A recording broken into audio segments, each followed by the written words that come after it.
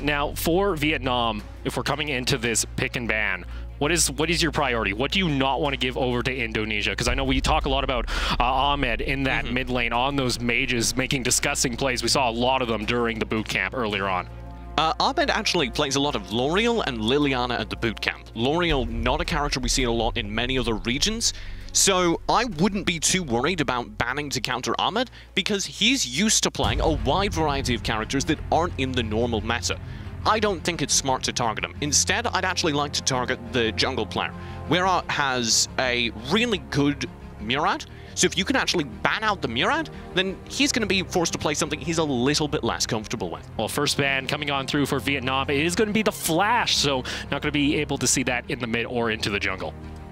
And a very powerful mage, Arum, coming out as well. We saw that a lot actually in the series early on and how important that can be. If you don't ban Arum, you're silly.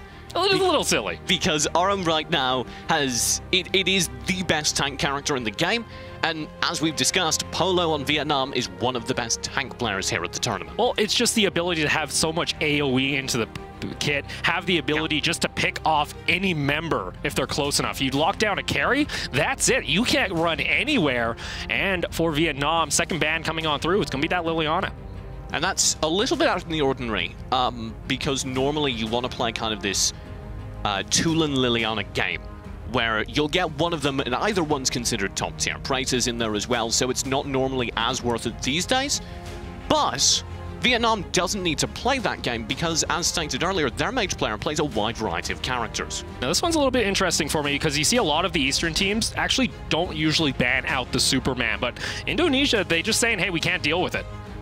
Yeah, I'm excited to see that, actually, because we did see Indonesia let Superman through the draft consistently in the boot camp, and that didn't go well. It didn't work too well. You know, that the win percentage, it didn't pan out too good for them.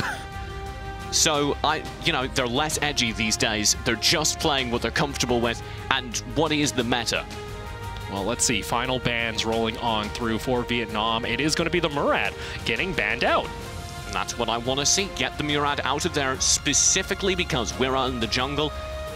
I would say he's a decent jungler. He's a steady, stable jungler. When he's on Murad, he is an exceptional jungler.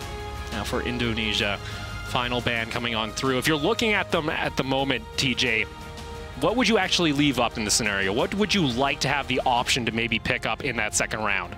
For Vietnam? Oh, that's wow, okay.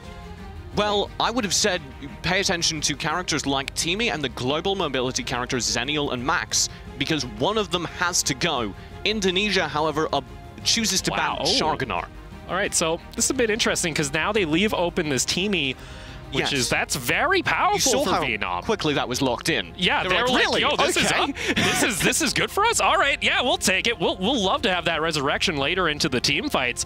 In Indonesia, well, what do they want to try and prioritize? Go with that Malak or maybe go for one of those, you know, global ultimates you mentioned? I'd like to see Max or Zenial come through right now. And they opt instead to grab the most powerful mage. That actually isn't as crazy as it would normally be because, remember, this Liliana is out of the pool. If you don't get the most powerful mage for Ahmed, maybe you feel a little bit stressed. Well, I'm going to go ahead, lock in the Tulin, so they'll have themselves a little bit of comfortable picks for Indonesia. Now going back over to Vietnam, Omen would be quite the power pick coming out for them if they decide to lock this in. I think they've won this draft because they have two very good targeted bans. They get rid of two of the most powerful mages, Flash and Liliana, and then they get rid of the Murad, deliberately, obviously targeting the opposing jungle. Indonesia now is in trouble. Well, still 20 seconds on the clock as we are on that international client, so they get a little bit more time over here in Europe and NA. We're used to the quick pick and ban phase. For Vietnam, though, going to be locking in the Violet. This is not a terrible choice, but it's not what I would have liked to see. I would have liked to see them actually go for a more contested character, because you can either play L'Oreal or Violet. Or not L'Oreal, the jungle. We're fine. The point is, there are a variety of marksmen that you can play in the jungle, and Violet is not a needed character. When you have the opportunity to pick up something like a Zenial or a Max, I'm frankly shocked neither of the teams are going for it, and it may just be a regional thing.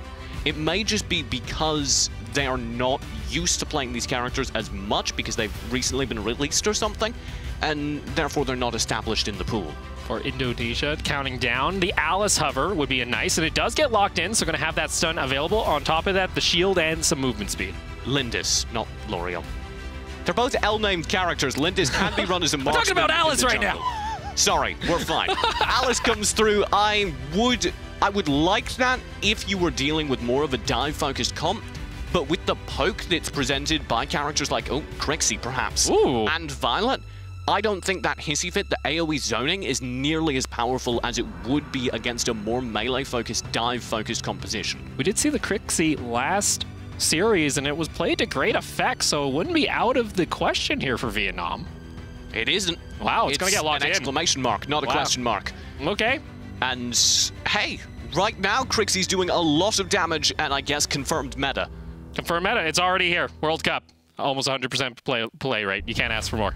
Scud coming through as well, and that's another character you don't see much of in the NA meta. We didn't see much of during Valor series, and it felt like they were discovered. Thailand was playing them all along, and the NA teams came over and went, oh, Scud! That's a thing, and I had exactly the same reaction. He's so powerful, particularly in teamfights, due to his CC and control. Now for Indonesia. Want to round off this draft. Would like to have a little bit of range, but instead opting in to that Wonder Woman. I do like the Wonder Woman. I'm still in shock that we didn't see either of the global mobility characters. This draft's a ride, and I like it. Because that many target bans from Vietnam should have been punished by Indonesia picking up characters like Max and Zenial, but instead they opted on the Indonesia side just to play to their strengths, instantly gave Ahmed a more powerful mage, and I don't think that's a problem. Unless it is. If that works, it makes sense. I'm on board. If it doesn't work, then I have to start questioning, why didn't you pick the better characters? Well, that's the bonus of, playing in a series like this. It isn't just one game to decide it. You have 3. Sure. You got to win 2, so maybe experimenting early against a, opponent that might not give them as much trouble on the side of Vietnam. They're able to have that first pick. They want to try some new stuff out. Maybe you'd be better off trying to save that for a more aggressive opponent like Chinese Taipei wildcard. Instead, they want to try out something newer immediately. This is by far the closest match either of these teams are going to get. True. So if you are going to say, well, how good is our baseline? If we just build to our baseline, where is that high watermark? This isn't a bad time to try. Now, looking at this, TJ, what is the plan for these two teams early on? Let's start off with Vietnam. I want to see Vietnam playing very, very aggressive. This is out of their wheelhouse. Normally, they are the more safe team. But if you're Vietnam and you can change that up, if you are Vietnam and you can push into the enemy jungle, gain map control, gain awareness, that changes things and possibly secures the result. Well, ladies and gentlemen, we're going to go ahead, load on to the battlegrounds for Game 1 between Vietnam and Indonesia. We'll see who's able to strike first blood and try and take Game 1 of the series. I can't wait. Already Indonesia pressing very far forward. All right. We said they were going to be very aggressive, perhaps over-aggressive. I sure hope this isn't the start of that, but I do like it. You guys already see there, Blake getting chunked out. It's going to be a trade, as always, of the Michaels. Both teams running it straight down mid, something we see a lot from the Eastern teams. And Hans, all right, stealing away the jungle before Indonesia could, before Vietnam could walk away with it. Very, very cool little mechanics on the lasso. Might not make much of a difference. He says, come on over here, and takes the gold for himself. He's happy. That's Grak. Oh, true, true. But the point is, the fact that you're able to get even a tiny amount of gold there disrupts the mindset. Maybe that makes a difference. Well, you gotta be a little bit careful, though. If you go down a little bit early, that's not the plan, as Yamate was looking to pressure. But plan here, though, is are we going to see Abyssal Dragon control? Or are we going to be seeing jungle control coming out from either of these teams? The gold matters a lot, because Blake on the Crixie is going to have to build basically full damage in order to find value, and that's why the Teamy is such a good combo with it, because that Resurrect helps the glass cannons stay alive. This means that either we need to see a very early gold lead for Vietnam so they can build that out ahead, or they need to control the game from the beginning. That was the knock-up they needed. A 3-man knock-up coming on out there to keep Polo alive as he was looking to scout on into that mid lane brush. I like that, though, from Indonesia, as they were able to set up a trap, baited in Vietnam, and they pick up a Spirit Sentinel. And you can see the instant response there. I love it.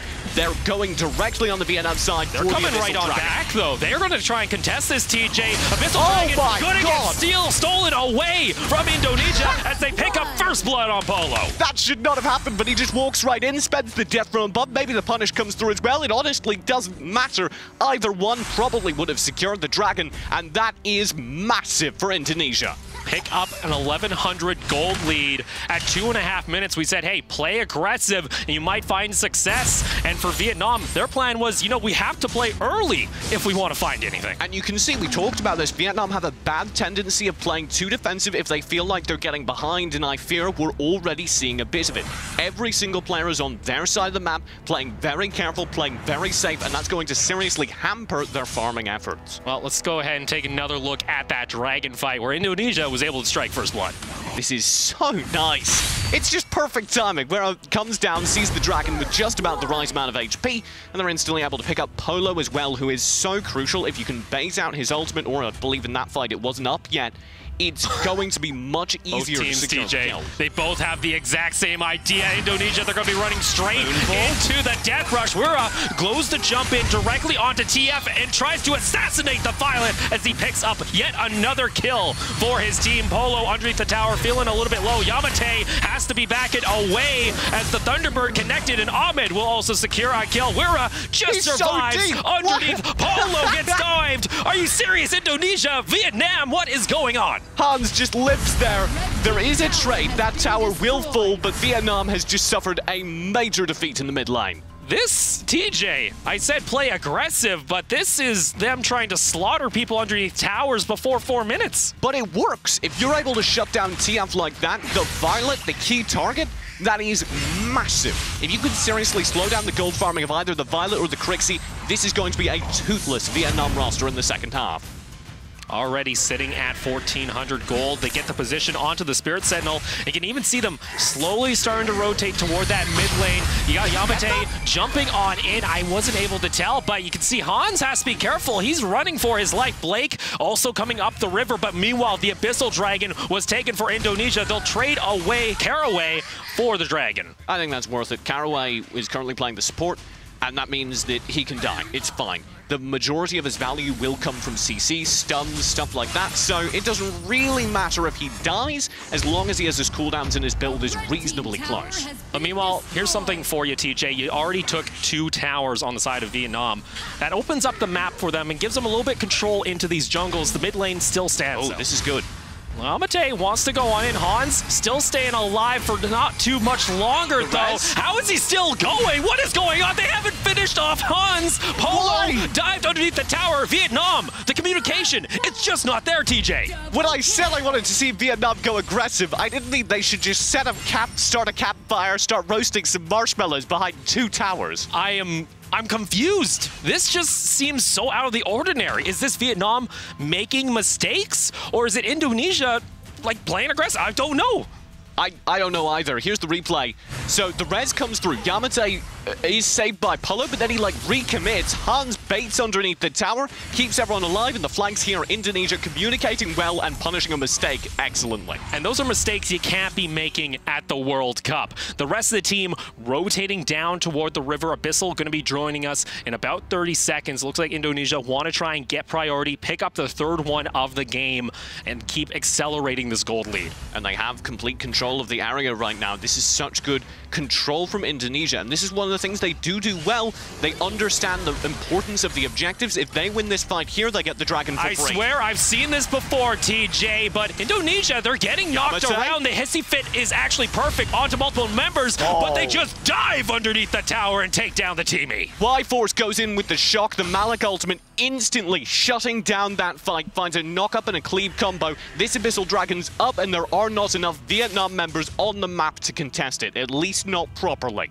Well, Indonesia going to slowly start it up as they re-aggro, and without that teamie, it's very dangerous to try and go for a fight like this. This is going to be the 3rd one of the game. So what's interesting is Vietnam totally could challenge this, because Indonesia are playing actually with 2 of their players completely split from this fight. But Vietnam don't know this, because they're not maintaining vision around the map, and this is something we were talking about. The map awareness, they need to improve on it. where the players are. If they have players up top poking around the Spirit Sentinel, they know where the players are split. If they have players down bottom, they know who's taking Dragon. They didn't know either, and as a result, they were just playing passive and careful, and their gold lead is now suffering. Well, it's something we've seen in those mid lane fights. They always start with 4 members in the brush, just trying to hide from the enemy team. Blake gets taken down quite low by that Thunderbird, is going to be able to regen just a little bit, survives underneath the tower, but you can see the pressure onto this mid lane starting to be exerted by Indonesia. They just don't have any minions. The Violent's not doing badly in terms of farm. In fact, he's arguably ahead of his counterpart in the jungle, but it's not enough because that Violent isn't winning the fights. But look at this. This Omen has been left alone to farm up TJ, and he's allowed him to bring 3 members of Indonesia up toward the top side. Is Vietnam going to make a play in mid? Indonesia seem to have no interest in chasing that in the top lane because they're worried about the mid lane. That's why this rotate's coming through, and it could be lethal. Vietnam respect this, though, and they're going to go down the river, 45 seconds onto the Abyssal Dragon. So if Indonesia can find a player here, it sets them up beautifully to take the 4th one of the game. I'll give it for Vietnam because they have been able to secure these towers. They have kept the gold relatively close, even being down 6 kills and 3 Abyssal Dragons. I love this split push from Bronze. He's been consistently maintaining lane pressure, and that's just going to force somebody from Indonesia to go up there and deal with it. Well, in that mid lane, Ahmed going to get knocked up. He hits about half his health, but should be able to be just fine, as you do see Bronze still sticking toward that top lane, trying to draw members away from these objectives. Spirit Sentinel about to respawn. Abyssal going to be on the table in 5 seconds. And really, Indonesia don't have the control that their lead should dictate they have. You can see Vietnam is not nearly as far behind in the gold as they frankly should be. It's a little bit of a question here on the side of Indonesia. It's kind of looking like they're playing how we expected Vietnam to play, playing a little bit too safe. Maybe they changed my mind here, though, with the fight. Wira gets taken down pretty low himself, so he has to back off, even going for the recall in the bush. A little gutsy, is able to escape with his life, but Indonesia, where's this coordination? It's just feeling like it's slowly starting to fall apart. Vietnam should know they just got an effective kill and try and punish it, because that recall coming through means they're a player down on the Indonesia side. It's like they lost a kill, therefore this pressure can come through across the map, including this mid and bot lane tower. Well, you saw Bronze 5 was still up toward that top lane and brought multiple members from Indonesia up to try and deal with him, but there's still an Abyssal Dragon on the table. Vietnam have the positioning around this. Instead, are you still... Wow, okay, let's start up a Dark Slayer. They maybe want to try and bring in a fight around this river. Blake still sitting there, wants to go for it, but Vietnam, they just can't draw Indonesia in enough, and that's enough to tie up the gold. Vietnam, frankly, again, should have had the vision of that to know it was impossible. Maybe it was a bait play, but they didn't accurately punish it either. Still waiting here, as you can see, we're the shock caught out. The shock is going to come on down. The lasso is able to bring back Yamate. Thunderbird going to find its mark as they're able to pick up the kill. Who else is going to fall? Polo going to get resurrected, is able to flicker over the wall. Abyssal Dragon was aggroed by Vietnam not to help them out in that scenario. Bronze 5, though, still up in the top lane. And he's still pushing. He could very well get this tower if they're not quick enough on the rotate. They do have the recall back to base from Wira. Look how much damage he does, though, to it. That's a decent amount for only 2 auto attacks. He's able to bring in 2 members of Indonesia. He's going for a 2v2. This Omen is on a rampage. Look at this. More members going up. This is allowing Vietnam to get away with these free backs. Bronze, how? He just set up camp. He put down his Death's Embrace and he said, right, I'm going to stay here for a moment and take a 2v1. Is that okay with you? I'm under the tower, but I just live here. His name might be Bronze, but he's looking better than the guys in my solo queue saying they're Diamond. That was me. Oh, I'm sorry. Oh, no. But let's see. Spirit Sentinel going to be contested here by Vietnam. So they're able to push back Indonesia into their jungle. They've actually taken down these outer tier towers, and this has opened up the map amazingly for them because they can now look to pressure into the jungle. You can see Blake using this Crixie Ultimate Moonfall just as a zoning tool, and this is how Vietnam have gotten back in the game. The fact that they somehow, despite being behind for the vast majority up 2,000 gold. Yeah, they have so much more map control, and Indonesia is suffering due to their lack of map knowledge. Both these teams should have had more map control than they had at various points. This is going to be a Dark Slayer, and Indonesia don't know about it. I'm loving this from Polo and Blake. They're acting as bait in the jungle. They want to try and distract Indonesia, and that is enough for them to pick up the Dark Slayer. On top of it, they take down the support. The Alice is gone. I don't think the idea of bait is that it kills the fishes. You'll see. Either way, Hans wants to go aggressive. Yamate is going to push him on back, but now Dark Slayer, TJ, what's the plan? Well, they have the Slayer buff. They should get a high ground. I'd expect this top one to fall. Let's see. Can Indonesia hold from this push? My lord, the damage! What the heck was that? That was a Violet with the Slayer buff, especially a late-game Violet. We said you need to shut down the Violet, and how fast those towers did. Get shredded, TJ. This is now the siege coming in from Vietnam, and it's a Violet. She is able to outrange everybody on Indonesia, and Wira has to run on back, is able to get on over to the wall, but the minions are keeping up the pressure in top. One more of these towers should fall. This is just an inevitability at this point. It's Hans, he's going to risk his life. The shock comes on down, only finds Polo with the CC. Hissy Fit also going to be used for the zone. But look at this, Indonesia, they're slowly falling left and right. Multiple members getting taken on down in Vietnam. Now they can look to open up the door. That's going to be mid lane down. I suspect top lane will fall as well. They might not even need it. They have the wave. This could be game. Minions into the base. You can see the core is ticking on down in Game 1 to Vietnam.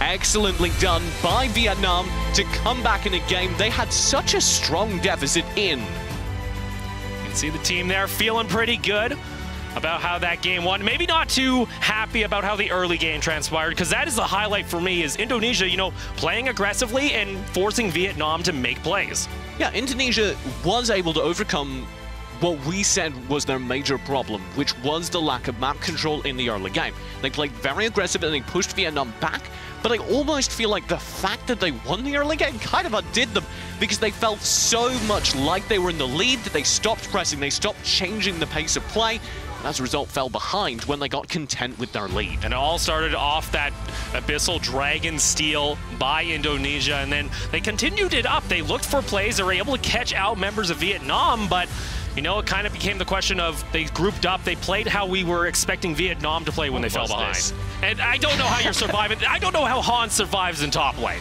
He does it multiple times this game. Very well played by Hans. He, of course, is known for playing crazy aggressive, and I do like that from Indonesia. The fact that they play that aggressive, and it should have continued. It was the mid-game where it stopped, where they started to play that defensive game where it all turned around. Vietnam slowly, steadily worked their way back in. The rest of the team was to fall. Polo also on that teamie. We were talking about players, you know, to watch out for. Polo on a teamie, that's a lot of play potential. But for me, the highlight was Bronze on the Omen. He was able to farm away. No one was able to deal with him. Yeah, I really, really liked the fact that we saw Bronze continually push the top lane, because we highlighted Indonesia as the aggressive team. But it was, in fact, that one player, that one lane push from Vietnam that defined the match, I think.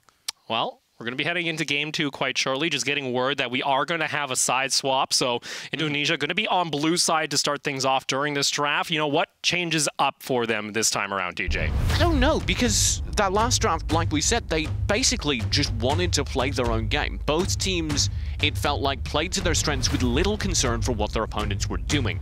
Now, I don't know if that changes because of the Game 1 result. Maybe Indonesia feel, oh no, we just need to play the meta.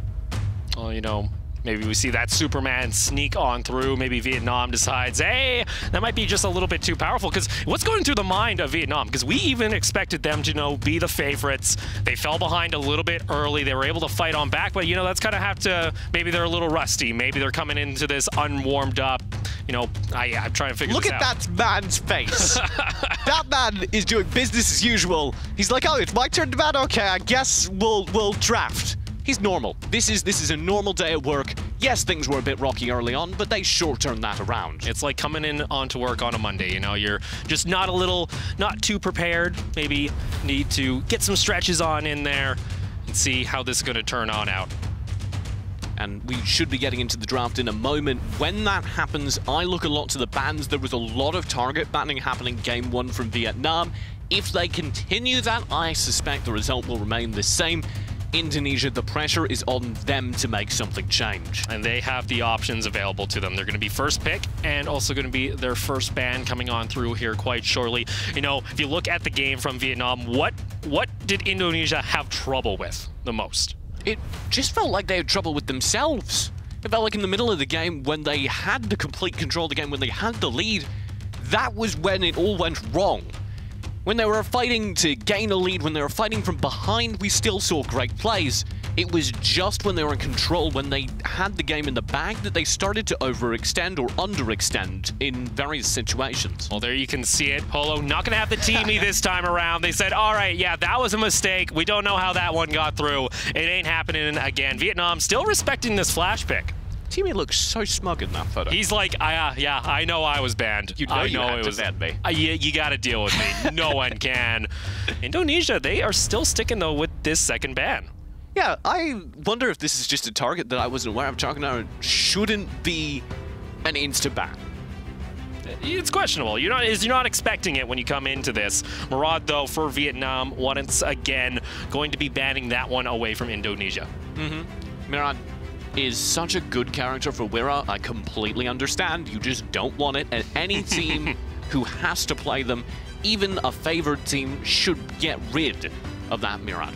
All right, Indonesia, what is going to be your plan here? Do you want to try and ban away another pick? Do you want to try and leave something open? We'll have to see, though. I think they're going to ban. I think that's a safe bet. Well, I think they're going to ban, too. I think they already did. All right, Aram going to be banned out. Yeah. Solid tank, solid CC should be banned. What's getting through here that should have been banned is Superman. What's getting through here that should have been banned is both of the global mobility characters. You see the Zenial and Max again untouched should be here. And I apologize that Superman was banned. Yeah, very last second there. They decided to, you know, bait you in there, TJ. And for Indonesia, they're going to go ahead and take away the Omen. It's not a bad call. The Omen, of course, so important to Vietnam that last game. We saw it find big success, or to Indonesia rather, last game we saw it find big success.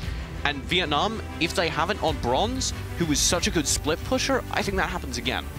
But what does it leave open on this time? The Alice is still on the table. That'd be a great choice for Polo if he wants to make those plays, go to roam around, but instead opting in to lock in the mage right away with that tulip. I don't know how to say this in a chill voice. Max and Zenial are still on the board. Yeah, that could What's split line sport could we play? Hey, no clue. Right.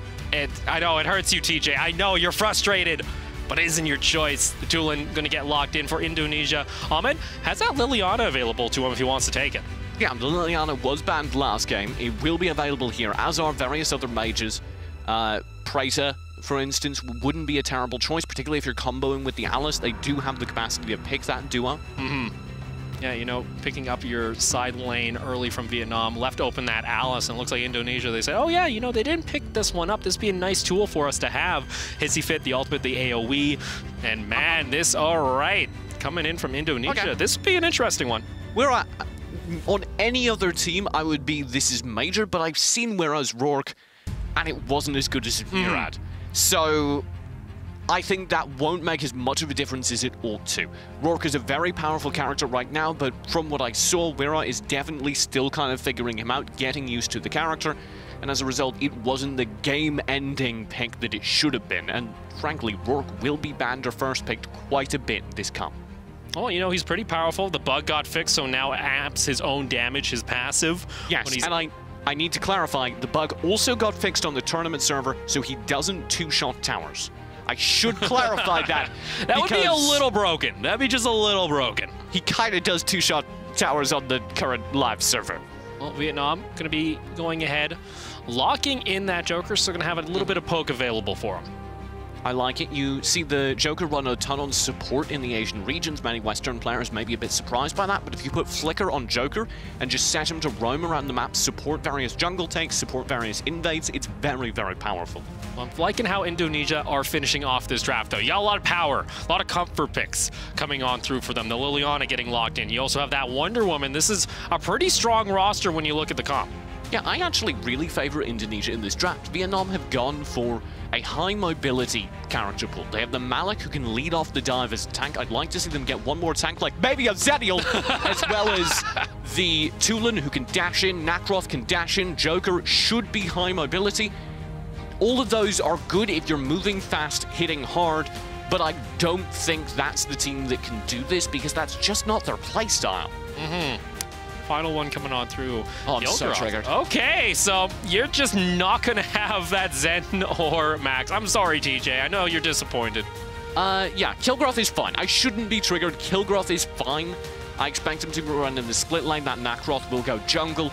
Malik probably doing likewise. Joker's roaming support, and the Blake will be in mid lane with his Tulin. Well, you know, for Bronze 5, it's kind of similar to, you know, how the Omen is. You just look to farm up and then become a monster in the later part of the game.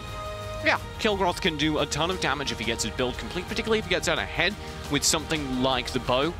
He can very easily do a ton of very quick auto attacks, which feed into his abilities, all of which amplify the more he's hitting people. So he gets a ton of lifesteal and, crucially, can remain immune to CC for absurd periods of time. I want to see if Indonesia actually decides to try and punish Bronze 5, because he was kind of just left to his own in a majority of the game while he just kept on pushing.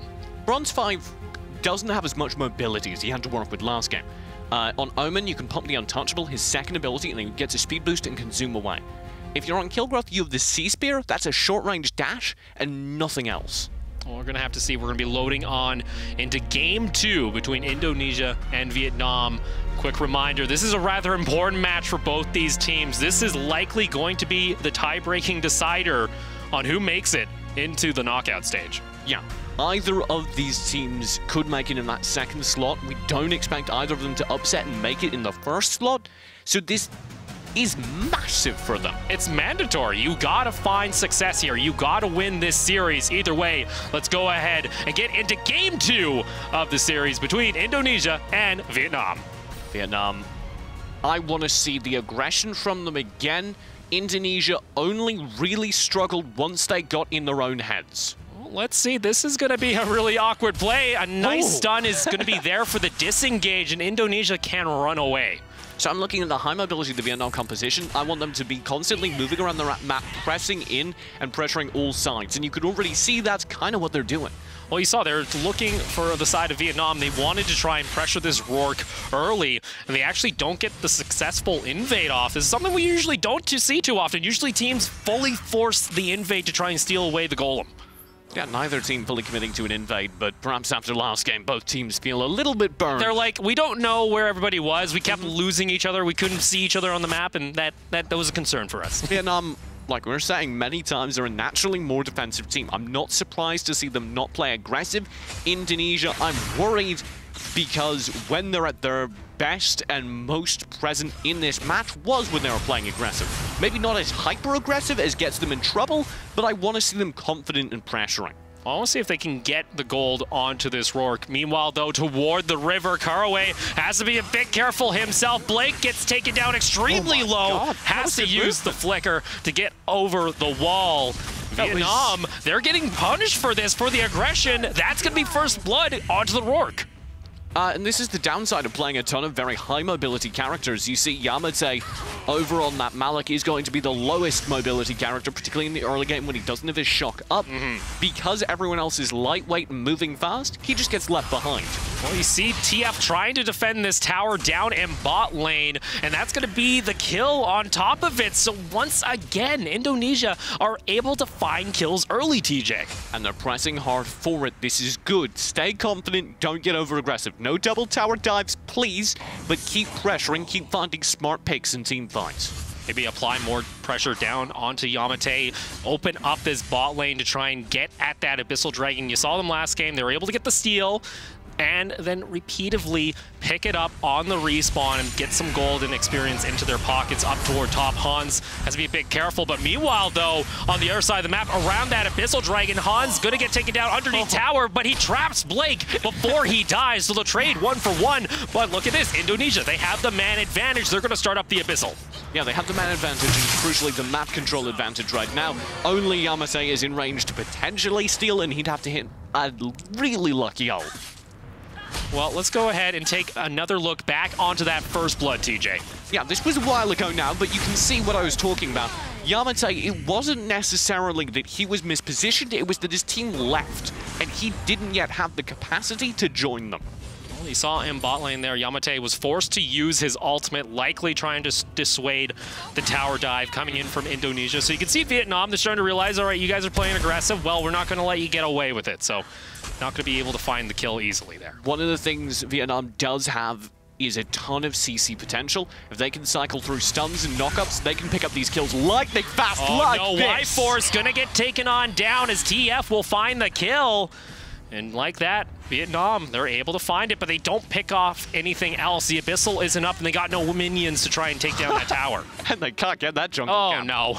Ahmed says, hello. That's mine. What are you doing in the jungle, guys? Come on, bud. So I would have liked to see them move more with this. Like, yeah, yes, got the pink bot lane, credit to you, but you cannot just stay there and hope that there's nobody defending it when the next minion wave comes through, because there's going to be somebody defending it. So as a result, they didn't even manage to steal a minor jungle camp. If they had gotten it, I don't think it would have been worth it. Well, you mentioned that, and Polo just steals away one with his rocket from the mid lane. So, you know, they're just trading the camps. They're like, hey, you can take some, I'll take some. Spirit Sentinel did get taken during this time. Vietnam do manage to get that, and that's nice to see. With this high mobility composition, they're going to constantly be able to maintain pressure across all sides of the map, stay very split, and that means that they can get a Spirit Sentinel while also pressuring bot lane. All right, 3 members down here for Vietnam. How does Indonesia try and respond to this? Because Y-Force is going to get taken down. He tries to take Polo with him. Minion's about to crash into the tower. Let's look up toward the top side. Blake, with just a sliver of health, is able to escape. They do this. This is how they respond. When you see 3 people bot lane, you know you can push top, because they will win even fights provided they have a wide variety of characters. It's literally only lightweight DPS high mobility characters opposing them. If they can bring some supports to bear, some high damage, evade the CC and follow up, they're going to win every single fight on the Indonesia side. But my concern, TJ, is Vietnam, they had 3 to 4 members toward the bot side of the map. The Abyssal Dragon was theirs for the taking. Now they're starting it finally, but Indonesia, they might be able to contest this. The Abyssal, though, gets burned down, but at what cost? You can see on the side there, Blake was taken down by the Rourke. Meanwhile, up toward top lane, sure, you got the kill cross trying to cut the wave, but they're not going to get anything else. It's the power of Rourke. If you let him take a sustained fight with you, just sit there and pound in damage, he's going to do exactly that, and it's painful. Well, the Kilgroth roaming on over as we take it back over to mid lane. Bronze 5 looking to finally join in on some of these team fights. No one's there to follow up with him, and he's got no more CC. Pressure, though, from Y-Force. He was not satisfied with his earlier engagements. He wants to get more aggressive, and I fear the result will be the same. Oh, he's able to run. No one else from Vietnam coming on over. Uses the lasso to go in onto the jungle camp. Wants to go toe-to-toe. He isn't going to get punished, so you know that's fine. But look at Hans's damage onto Bronze 5. They're just looking to dive underneath. The Kilgroth, though, is able to get away. You know why his name's pronounced Y-Force? Why would you force that? I don't know why you would force that fight, TJ. I don't know. It's a question within itself. It's the only question you can ask. Spirit Sentinel will be picked up here by the Rourke, but at the same time, there's cross-map pressure. This is what I was talking about with the large movement speed. Y-Force still defending this tower, though. It's got a sliver of health. He's able to stay his ground and actually pick up the kill onto Yamate. That's a mistake you can't be making. TF doing a good job pressuring forward, but Blake's in trouble in the mid lane. Blake. Caught underneath the tower, nowhere to run, and that's going to open up the midsection of the map as Indonesia pick up the first tower. And this was possible because of the pressure in the top lane. They consistently forced defense to come through in the top lane from that Vietnam side, and they didn't, as a result, have people who could get to mid and take the fight. Oh, let's take a look back on to the replay in mid lane as they went for that dive, and Blake Watch the minimap. You see right now that Alice and the Rourke are pressuring the top lane, and as a result, the Kilgroth playing there does not have the movement to get down and be the needed tank with the Malik in the mid lane. Now you've taken the 2 outer towers up toward the top side of the map at the cost of your bottom tower. Y-Force still hanging on. He wanted to protect that tower until his dying breath, and Vietnam will fulfill that promise. Lots of dying breaths happening. Yeah. He's not been having a great time down there. 2, 3, and 1. He's been pressured a lot, and that's what we were kind of expecting. You know, they're not really pressuring Bronze 5 like we saw in Game 1, and that costed them another tower. It should be noted, though, this Wonder Woman is doing remarkably well given his current situation. Polo, he's stuck, but they're able to burn down that Omen.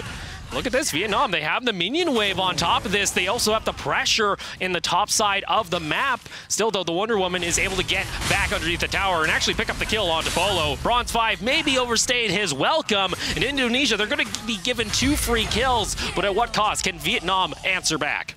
Some mid lane pressure during this time. Blake might be able to take it down. I'd really just like him to back off, though.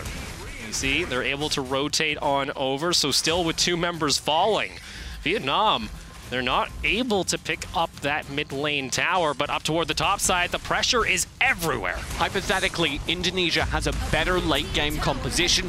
If they can last that long, they should be able to bring to bear the fact that they have that Alice combo with the Liliana, they have the Wonder Woman, they have the Rourke, and really look great. I just don't know if they can last that long with the current pace of Vietnamese play. And one for me, TJ, is we talk about Polo. This time around, he's on the Joker. He's mainly there for poke, for the assassination. He doesn't have the CC. He doesn't have the pick potential we usually see with the other picks he's often playing. Yeah, and I'm not sure how I feel about that, but it is working. And it is, in fact, working very, very well, as Polo has been a part of 3 of his team's kills so far. That's half of them. Still able to, but they lose out on that pressure, lose the Abyssal Dragon. In Indonesia, they pick themselves up a 1,000 gold lead and looking to pressure up toward the top side, really trying to play around this Darkslayer. I talked about the pace of Vietnamese play earlier. It's slowed right down. This is what we talked about, maybe a little bit too defensive at times. Bronze looks to disagree. Yeah, he's the only one that's really exerting the pressure in one of these lanes. In Indonesia, they're going to try and come on down. Run, stun, Slither. Not going to land. He escapes. Vietnam, they now have an open lane in mid. Can they take down this tower? So he pops his ultimate Gore Lord specifically to avoid this CC. Here's problems in mid, though. TF, he's caught out to the side, and Ahmed is going to go ultimate 3-0-1 on the Liliana. One of our players to watch and is performing beautifully in this game, too.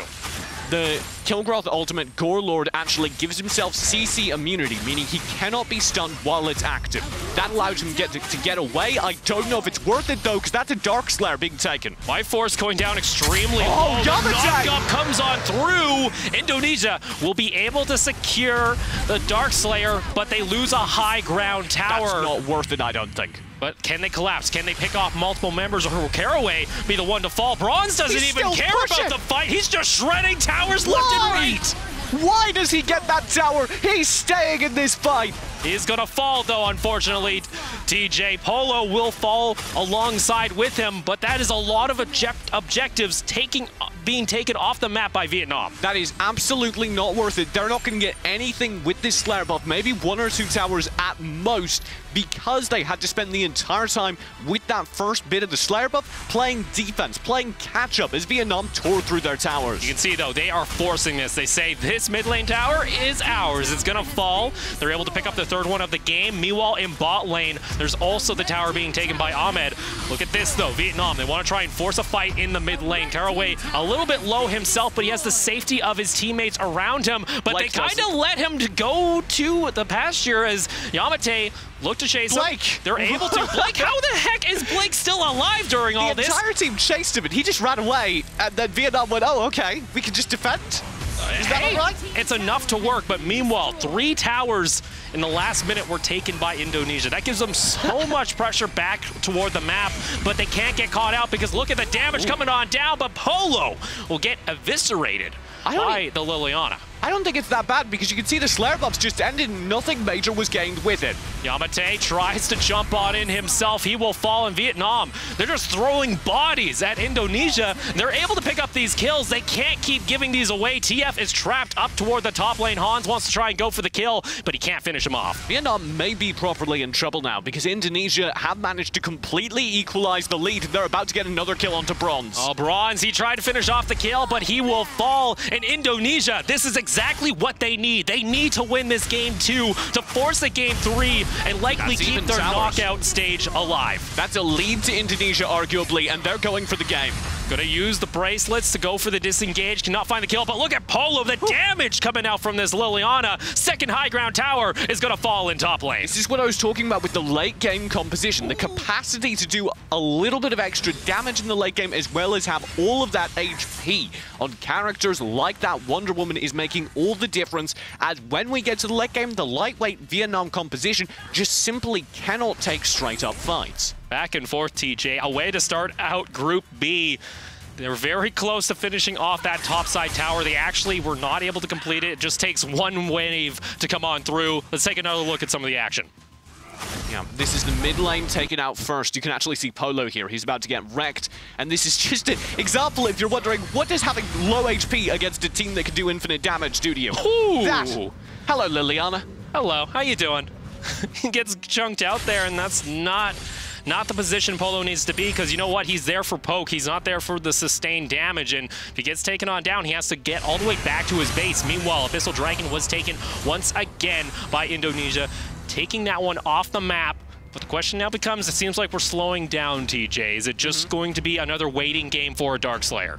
No, I don't think so at all. Indonesia are an aggressive team, and they're going to keep pushing. Yamate able to get out of there with the shock, but he won't have that available if a fight were to break out within a couple moments. But it looks like Indonesia not going to play aggressive.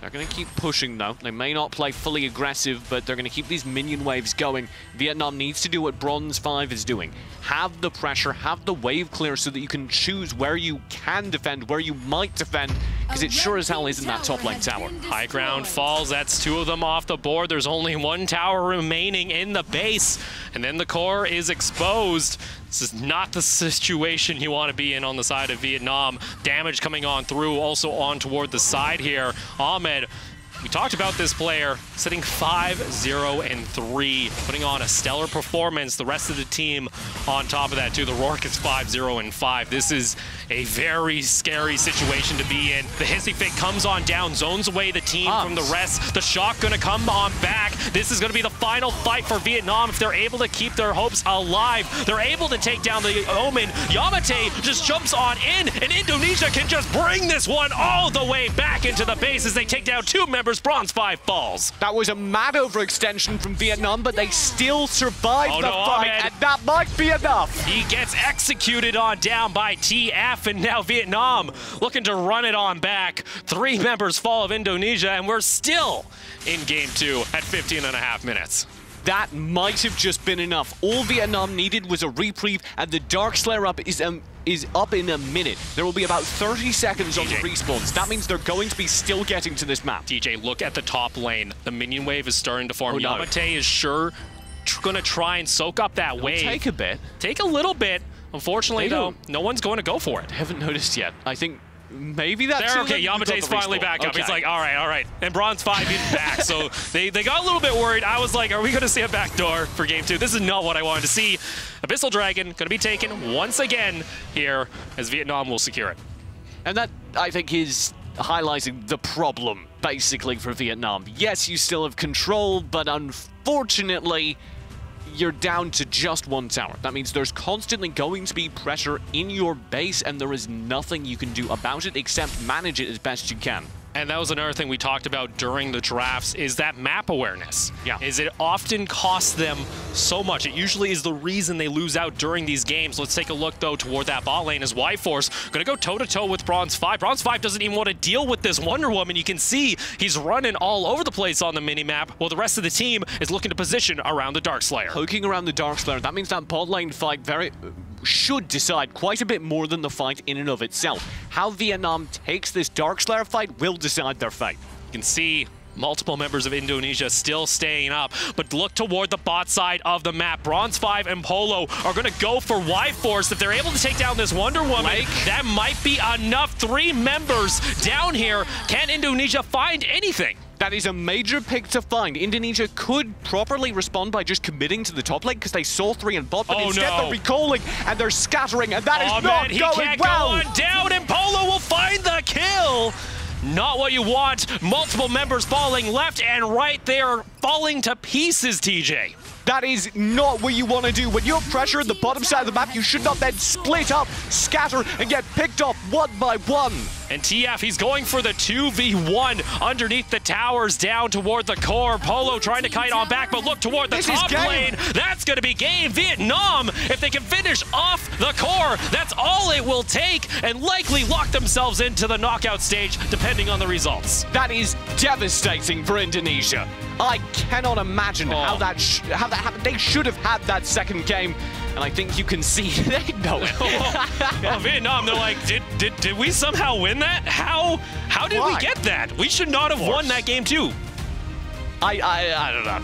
And I think they don't either, because so much of it, I don't even think Indonesia made any terribly bad misplays apart from around the Darkslayer in that final few moments. And the team play has been a bit weak on both these teams. That's why they came into the second and third seed in this group. And I would say it affected both of them equally for the vast majority of the game. Well, players going to go ahead, shake hands. They're still feeling good. You see smiles all over the place. They're like, guys, I think we're supposed to come on over to you. They're just a little confused. There's too much good sportsmanship. They're all trying to be too nice. You know, I think that's a good problem to have. Hey, that's you're the Canadian, what you want to see. So I suppose you're an expert on it. Oh, no. Well, as for my expert Canadian outlook here, you know, everyone's being a good sport, and what more can you ask for? Well, let's take a look at game 2 and how it transpired. I really this is going to be a long highlight reel, because that was a long game, and so much of it felt like was so easy for Indonesia. They had everything they needed, but every time I kept looking up, Vietnam still somehow were not just in it, but pressuring in odd places. We labeled them as the more defensive team right off the bat, but it was their aggression that won them this game. Bronze 5 constantly getting free towers in absurd places. That mid lane tower we just saw, he should never have gotten. Hey. But for Indonesia, there is still hope. They need to win their series against Chinese Taipei, and yes, that's a mountain. Tall order. That's a tall mountain to climb, and even then, you get a hope that they somehow also fall to Vietnam to avoid the tiebreaker scenarios. So, overall, there's still hope, but for Vietnam, you gotta be feeling pretty good. Right now, you're looking at this and you're like, "Okay, guys, we're pretty close to the knockout stage now." For Vietnam, provided there isn't a major upset, that win solidifies them, at the very least, to progress to the quarterfinals. And you gotta be feeling pretty good. So, taking a look back there for you, TJ, overall in the series, you know, who was the highlight for you on the side of Vietnam? Bronze. I can't, yeah. I don't know if he got in-game MVP, but he gets my MVP, because every single tower that they took, it felt like Bronze affected. Be it just because he was actually literally taking the tower, or because he was pressuring elsewhere on the map and securing an opportunity for the tower to be taken elsewhere. Well, we're going to go ahead and send it on over to an interview with Yamate. Matt, take it away. Thanks, Opal. Thanks, TJ. Yamate. Another win over Indonesia for the Vietnamese team, but a bit more of a challenge than you had at the boot camp. That second map, you nearly lost that one as well. How do you feel after that performance? So mostly like my team falling in the bad case because it's my fault. Further on, I have to accept that this is my fault. Okay. And also like, but right now today like my team did very well because like they find like teamwork, and even like when myself make the many mistakes, they also cover it for me. So today is like after all it's like my fault, but like still good, yeah. It's very honest of you to say it's all your fault. You mean as a player you felt you didn't deliver, or as a captain? Actually, like in my team, like even I am the captain, but like everyone is equal. Okay. Yeah, something like that. So, yeah. Anyway, I just want to thank to my team because today they covered all of my fault, and even like that, after all, we win. Yeah. Yeah. Good win. And like a win at this stage is what you need, right? It's group stages. 2 wins is going to get you through. You want to progress on to the quarterfinals and show what Vietnam have got all the way to the finish? If I pass the group stage, I also have more time to practice with my team. So I can promise that my team will make the better performance. In the final stage, something like that. Yeah. Okay, well, we'll look forward to seeing Vietnam be even better than that. Congratulations, though. A win is a win. It's not a very big group stage. You need to get these things done.